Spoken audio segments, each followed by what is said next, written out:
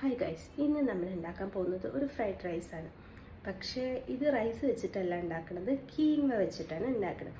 അപ്പോൾ അതിന് വേണ്ടിയിട്ട് ആവശ്യമായിട്ടുള്ള സാധനങ്ങൾ എന്തൊക്കെയാണ് നമുക്ക് വേണ്ടിയിട്ട് സവോള, ക്യാരറ്റ്, എന്താ പറയുക, ക്യാപ്സിക്കം, പച്ച, മഞ്ഞ, ചുവപ്പ്. പിന്നെ അതിനുശേഷം ഞാൻ കീൻവ ഓൾറെഡി വേവിച്ച് വെച്ചിട്ടുണ്ട്. ഈ ചോപ്പ് ചെയ്യാൻ യൂസ് ചെയ്യുന്നത് ഈ PG ചോപ്പറാണ്. ഇത് അടിപൊളിയാണ്.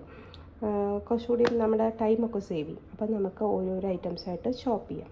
അപ്പം ഞാൻ ഇതെല്ലാം ചോപ്പ് ചെയ്ത് എടുത്തിട്ടുണ്ട്.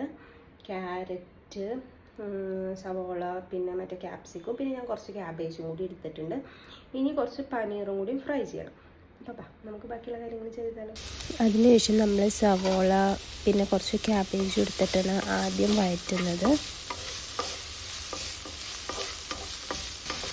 ഇതിലോട്ട് നമ്മൾ ക്യാപ്സിക്കും ക്യാരറ്റും എല്ലാം ഇട്ടിട്ട് ഒന്നുകൂടി സോട്ട് ചെയ്യും. അതിനുശേഷം നമ്മൾ കീൻവയും കൂടി ഇട്ടിട്ട് ഒരു ഫ്രൈഡ് റൈസ് പോലെയാക്കും. ഇതിൻ്റെ ഡീറ്റെയിൽ വീഡിയോ നമ്മുടെ ചാനലിലുണ്ട്.